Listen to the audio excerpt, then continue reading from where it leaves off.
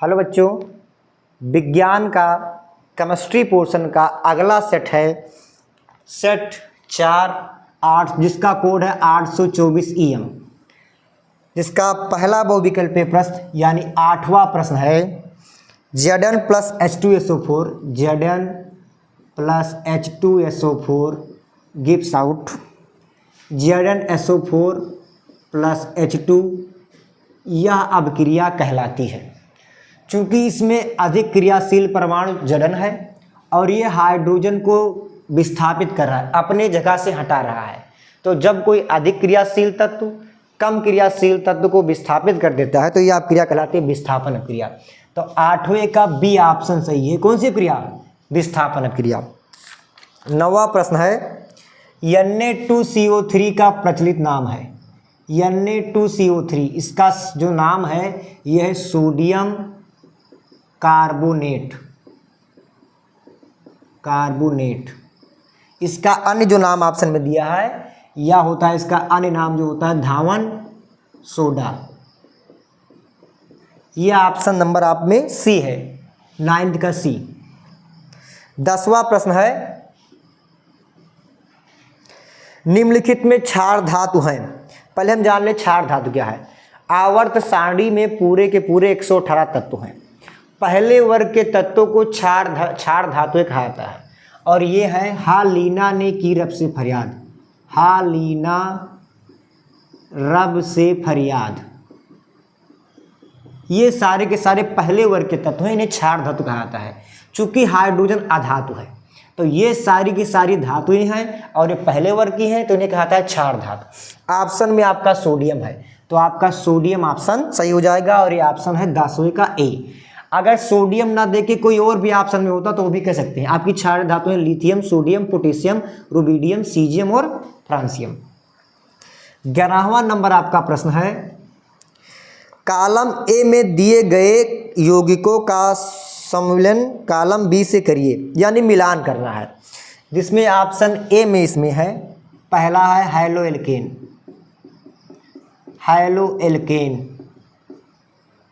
इसमें दिया है पहला ऑप्शन CH3 CH2 CH2OH।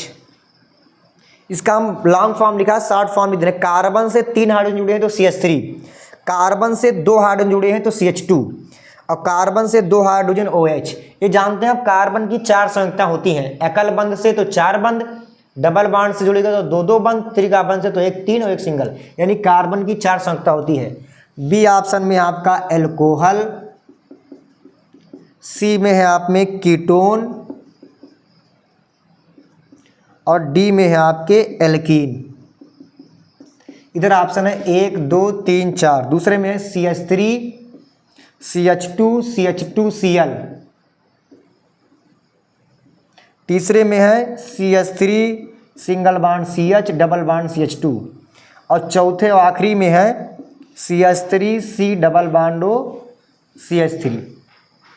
तो इसका मिलान करना है। आप जानते हैं हैलोएल्केन यानी एल्केन से H को हटाकर हैलो यानी क्लोरीन फ्लोरीन ब्रोमीन ग्रुप लगा दो। तो यहाँ पर क्लोरीन फ्लोरीन ब्रोमीन ग्रुप यहाँ लगा है दूसरे ऑप्शन में, तो ए का हो जाएगा 2, यानी पहले ऑप्शन नंबर 2। एल्कोहल ऐसे कार्बनिक यौगिक जिसमें OH समूह हो। OH मतलब एल्कोहल, OH समूह पहले में है तो बी का हो जाएगा पहला, यानी 2,1। कीटोन जिसमें C डबल बॉन्ड O समूह मौजूद होता है, RC double bond O R, ये C डबल बॉन्ड O आ रहा है, यानी सी का हो जाएगा चौथा ऑप्शन नंबर। एल्कीन जिनमें कार्बन के मध्य द्विया बंध पाया जाता है, डबल बॉन्ड, देखिए डबल बॉन्ड पाया जाता है, यानी डी का तीसरा ऑप्शन। वैसे भी 3 ऑप्शन हो गए थे, चौथा ऑप्शन यही बचा था तो होगा 2,1,4,3। 2,1,4,3 ये ऑप्शन नंबर 11वां का आपका ए सही हो जाएगा। अगला बहुविकल्पीय प्रश्न है क्षार धातुएं हैं। पहले आप पढ़ चुके हैं क्षार धातुएं ये हैं lithium, sodium, potassium, rubidium, caesium, francium. Hydrogen भी पहले वर्ग में रखा गया है लेकिन हाइड्रोजन अधातु हैं। पहले वर्ग की धातुओं को आवर्त सारणी में जो स्थित हैं उन्हें क्षार धातु और दूसरे वर्ग में क्षारीय मृदा धातु रखी गई हैं। इसमें देखो ये तत्व में ऑप्शन आपका मिल रहा है लिथियम, सोडियम और पोटेशियम, ऑप्शन नंबर बी, तो ऑप्शन नंबर बी सही होगा। अगला प्रश्न है 13वां प्रश्न, एल्काइन का सामान्य सूत्र होता है। तो हम जान लें, एल्कीन पहले 3 श्रेणियां होती हैं, एल्केन, एल्कीन, एल्काइन। ये तीनों हाइड्रोकार्बन है। हाइड्रोजन व कार्बन से बने यौगिकों को हाइड्रोकार्बन कहते हैं। ये मुख्यतः 3 प्रकार के हैं। एल्केन में सूत्र CnH2n+2, 2 घटा दो इसमें तो ये 2 चला जाएगा, CnH2n, इसमें फिर 2 घटा दो तो CnH2n-2।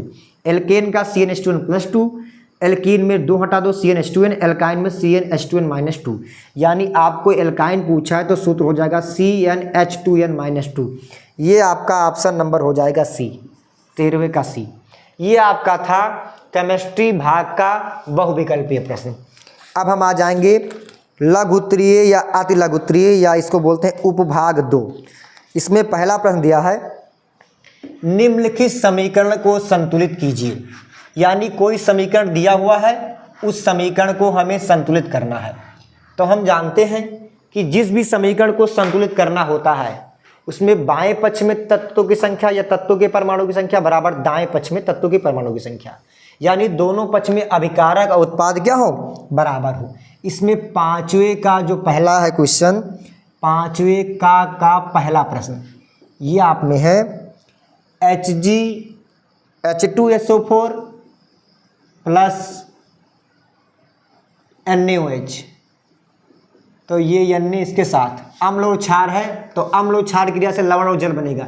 लवण बन जाएगा Na2SO4 + H2O।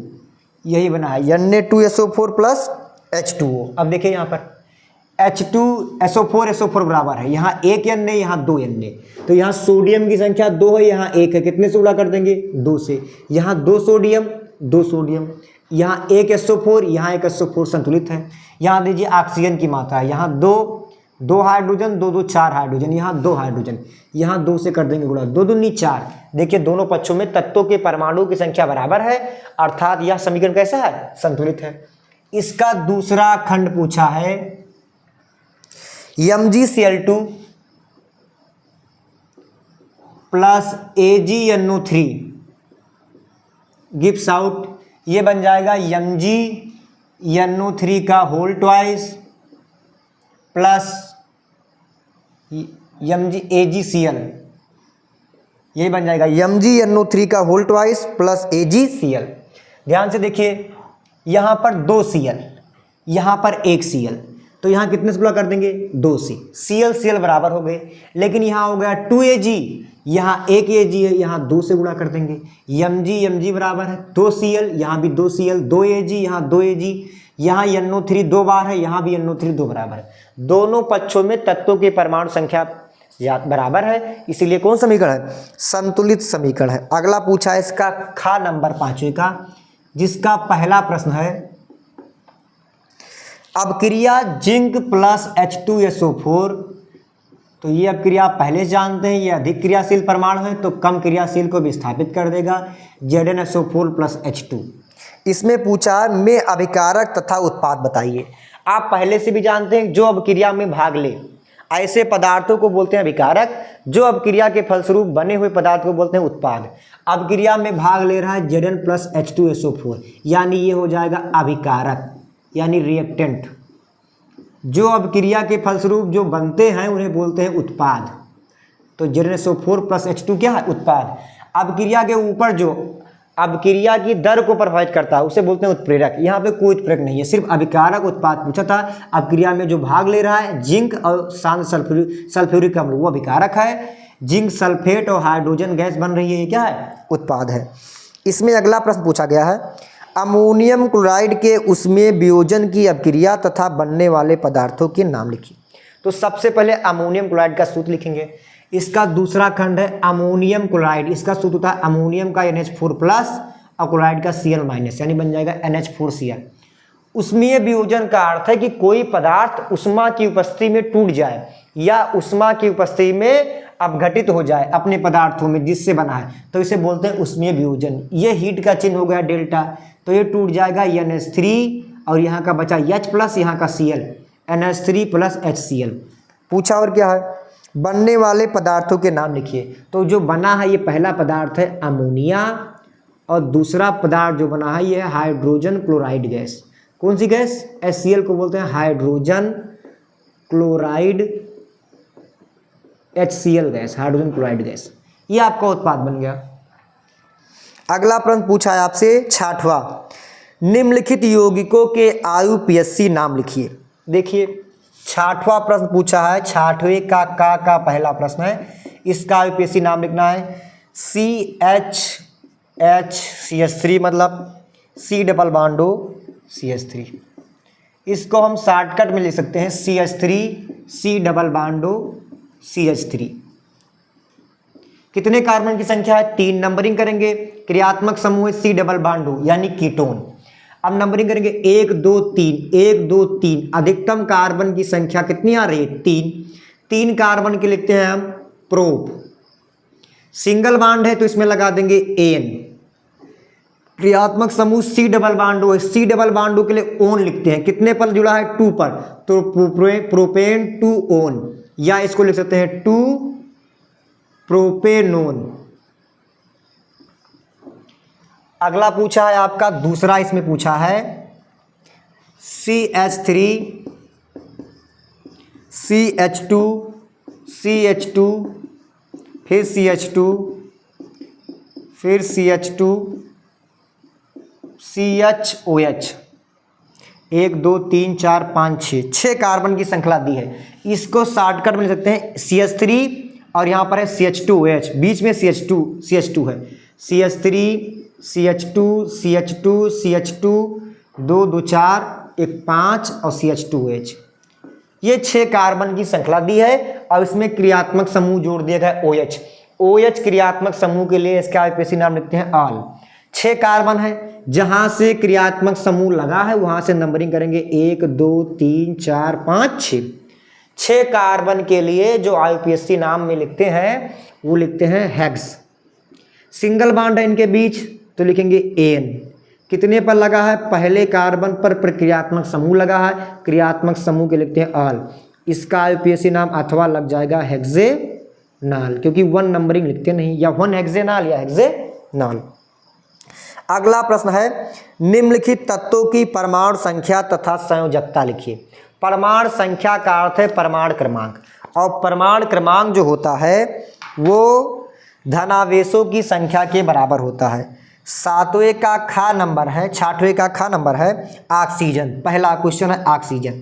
ऑक्सीजन का जो परमाणु क्रमांक होता है ये आप लोग जानते हैं, परमाणु क्रमांक होता है 8। तो इसका हम इलेक्ट्रॉनिक विन्यास लिखेंगे। ये होता है पहले कोष में 2 इलेक्ट्रॉन, दूसरे कोष में 6 इलेक्ट्रॉन, 2, 6। अष्टक नियम को पूरा करने के लिए 2 इलेक्ट्रॉन लेगा या 2 इलेक्ट्रॉन की साझेदारी करेगा, तो इसकी संयोजकता हो जाएगी 2, यानी इसका परमाणु क्रमांक है 8, संयोजकता है 2। आंसर हो जाएगा 8, 2।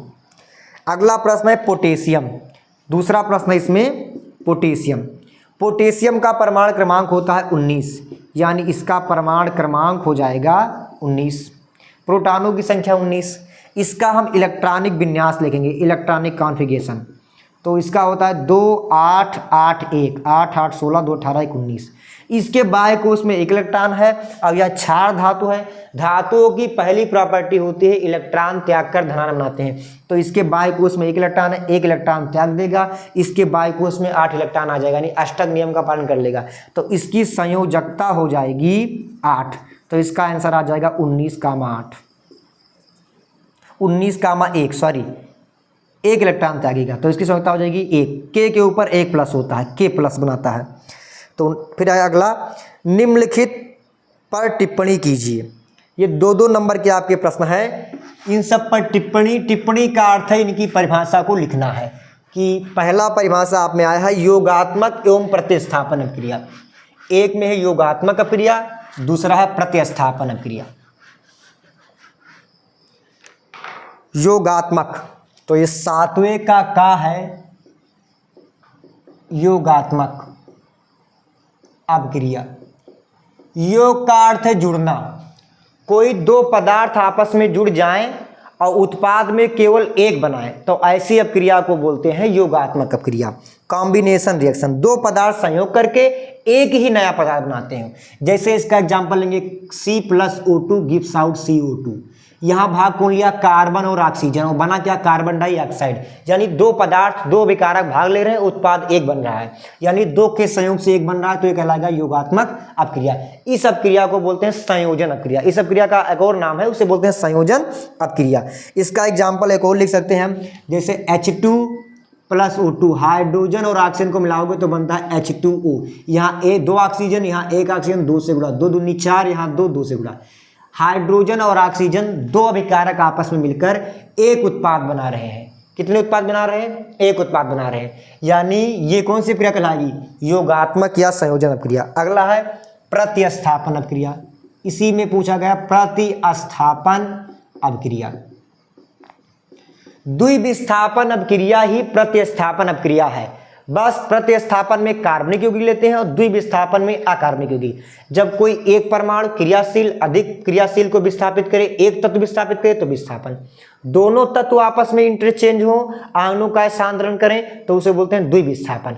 वही द्विविस्थापन कार्बनिक यौगिक में हो तो उसे बोलते हैं प्रतिस्थापन। जैसे हम ले रहे हैं CH4, ये कार्बनिक यौगिक है मीथेन, इसकी अपक्रिया Cl2 से करा दें तो इसका H इसका Cl यानी निकल जाएगा HCl, इसका Cl इसका CH3 बन जाएगा CH3Cl, यानी इसका Cl इसके पास, इसका H इसके पास। दोनों अणुओं ने अपने परमाणुओं का क्या किया है, चेंज किया है, स्थानांतरण किया है, तो ये कहलाएगा द्विविस्थापन। लेकिन ये कार्बनिक यौगिक में है तो कहलाएगा प्रतिस्थापन अपक्रिया।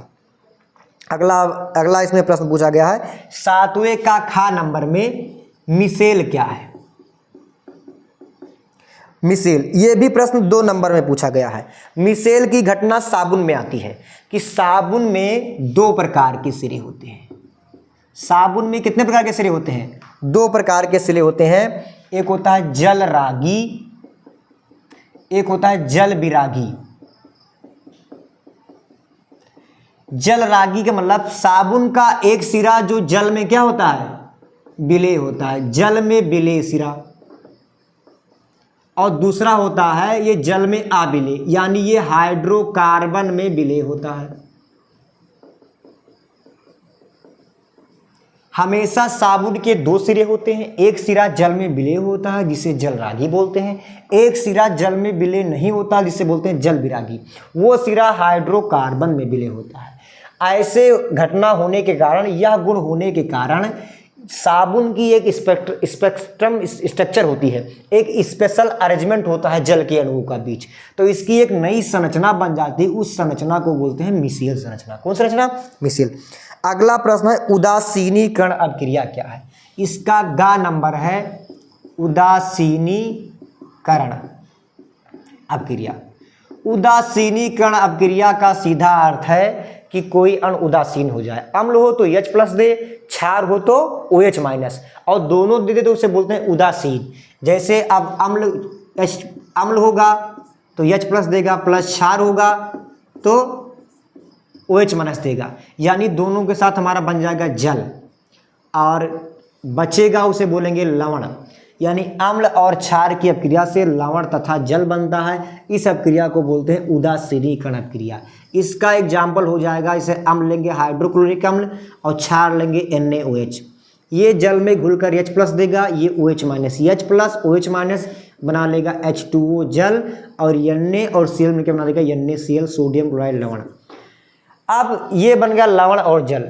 एक्चुअली इसको उदासीनीकरण इसलिए बोलते हैं क्योंकि अम्ल की H+ और क्षार की OH- से क्रिया हो रही है। H+ और OH- दोनों आपस में अपक्रिया करके न्यूट्रल यानी उदासीन हो जाएंगे, इसीलिए इस अपक्रिया को बोला जाता है उदासीनीकरण अपक्रिया। अगला प्रश्न आपका है, विरंजक चूर्ण के 2 उपयोग लिखिए। विरंजक चूर्ण, विरंजक चूर्ण का जो सूत्र होता है CaOCl2, ब्लीचिंग पाउडर। चूंकि ये कई सारी अपक्रियाओं में क्लोरीन और ऑक्सीजन देता है, और क्लोरीन या ऑक्सीजन ये क्या है, प्रबल ऑक्सीकारक, तो पहला इसका काम हो जाएगा ऑक्सीकारक के रूप में, और ऑक्सीजन और क्लोरीन प्रबल ऑक्सीकारक है। 2 उपयोग लिखना है, एक उपयोग और लिख देंगे जीवाणुनाशक के रूप में, जीवाणुनाशक नाशक के रूप में। क्लोरीन का उपयोग पानी को साफ करने के लिए भी किया जाता है, तो ये हो जाएगा जीवाणुनाशक के रूप में। अगला प्रश्न है संक्षारण क्या होता है, इसके निवारण की 2 विधियां लिखिए। ये प्रीवियस सेट में सेट 3 में हम अगला जो प्रश्न है वो हम सेट 3 में करा चुके हैं, तो अगर ये प्रश्न आपको देखना हो तो सेट 3 में जाएं, या हम इसका प्लेलिस्ट बना दिए हैं, फिजिक्स का अलग पोर्शन और केमिस्ट्री का अलग पोर्शन। आप जाएंगे या लिंक में हम भेज देंगे, लिंक में लगा देंगे इसका, या प्लेलिस्ट में जाकर फिजिक्स पोर्शन केमिस्ट्री पोर्शन अलग अलग आप देख सकते हैं। अगला प्रश्न है प्लास्टर ऑफ पेरिस का एक उपयोग लिखिए। Plaster of Paris POP, plaster of Paris इसे बोलते हैं पीओपी। इसका उपयोग होता है प्लास्टर चढ़ाने में। पहला उपयोग है प्लास्टर चढ़ाने में। जब हमारी हड्डियां टूट जाती हैं तो हड्डियों की मरम्मत के लिए हम क्या चढ़ाते हैं, प्लास्टर चढ़ाते हैं। चाक बनाने में या मूर्तियां बनाने में। ये आपका सेट 4 2023 824 EM सॉल्व हो गया। अगर और भी वीडियो देखना हो तो आप प्लेलिस्ट में जाइए, सारी वीडियो पड़ी हुई हैं।